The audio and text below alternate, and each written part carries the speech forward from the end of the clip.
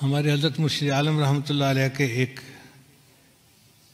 مرید تھے، عالم تھے، مسلم شریف پڑھاتے تھے. انہوں نے زندگی کے کوئی 25 سال مسلم شریف پڑھائی تھی. ایک دن وہ کہنے لگے کہ حضرت میں آپ کو ایک عجیب واقعہ سناؤں. ان کو ضرور سنائیں. کہنے لگے کہ دارالعلوم دیوبند میں سعودی عرب سے ایک جماعت آئی علماء کی، 3 یا 4 بندے تھے، اور انہوں نے آ کے محتمم صاحب کو کہا کہ ہم ایک علمی مسئلہ ڈسکس کرنے کے لیے آپ کے پاس آئے ہیں. محتمم صاحب نے پوچھا کون سا مسئلہ؟ وہ کہنے لگے اس لیے کہ ہم سے پہلے سعودی عرب کے اوپر ترکوں کا قبضہ تھا، اور ترکوں نے قبروں کے اوپر بڑے گنبد بنائے ہوئے تھے اور کمرے بنائے ہوئے تھے اور عمارتیں بنائی ہوئی تھیں. تو ہم نے حدیث مبارکہ پڑھی جس سے ثابت ہوتا ہے کہ بناء علی القبور کی اجازت نہیں ہے، یعنی قبر کے اوپر آپ عمارت نہیں بنا سکتے.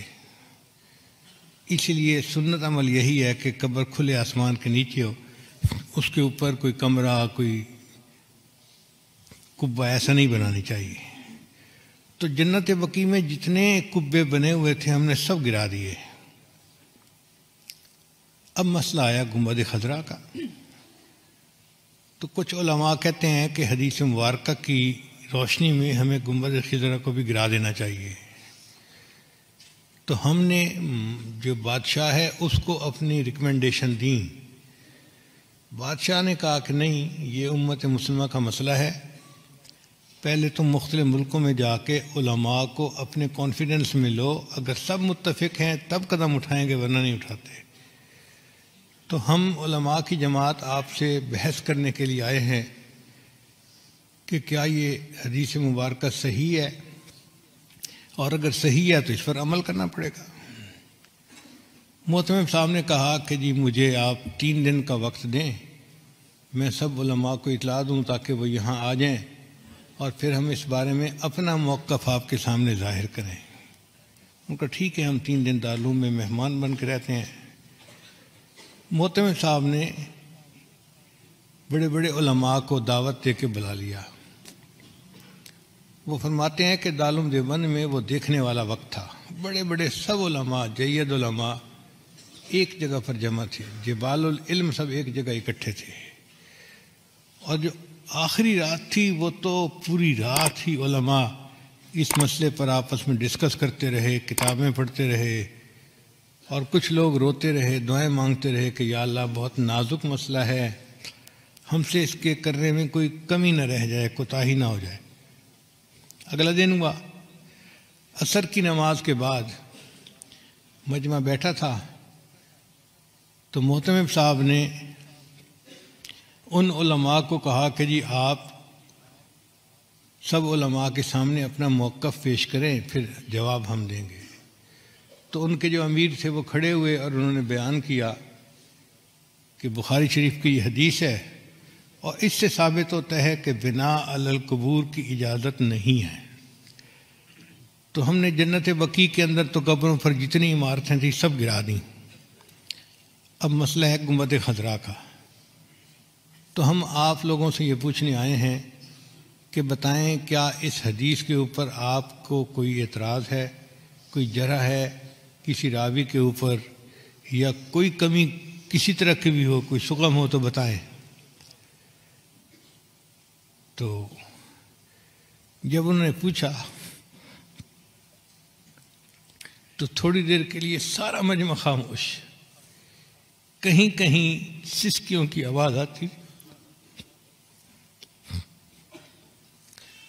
علماء کی آنکھوں سے آنسو جاری تھے، اور وہ رو رہے تھے کہ اللہ ہم سے جواب دینے میں کوئی کوتاہی نہ ہو جائے، اور کوئی جرات نہیں کر رہا تھا اس کے جواب دینے کی.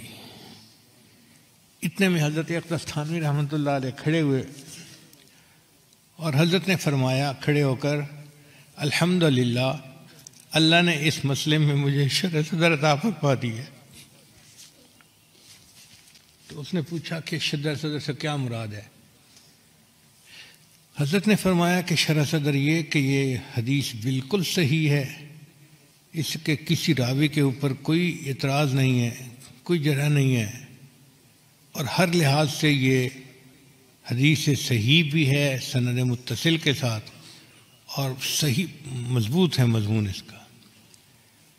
تو جو ان کے امیر تھے وہ کہنے لگے کہ اس کا مطلب یہ ہوا کہ اگر یہ حدیث صحیح ہے تو پھر تو نص ہو گئی، اس کے اوپر عمل کرنا ہمارے لیے ضروری ہو گیا، تو کیا ہم گنبد خضرا گرا سکتے ہیں؟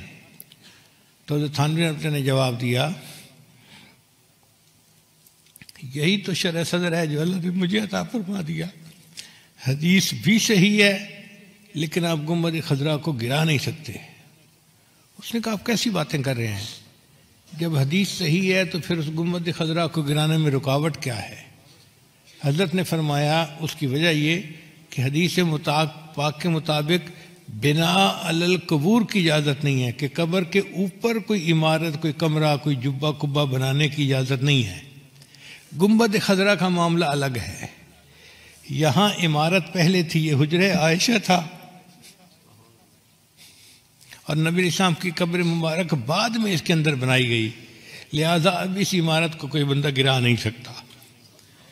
ایسا جواب تھا کہ وہ لوگ مطمئن ہو گئے۔ گنبد خضرا آج بھی ہے، اور اکابر علماء دیوبند کی عشق نبی کی دلیل دے رہا ہے۔ اللہ علم کی گہرائی عطا فرما دیتے ہیں تو بندہ پھر علم کی تہ تک پہنچ جاتا ہے۔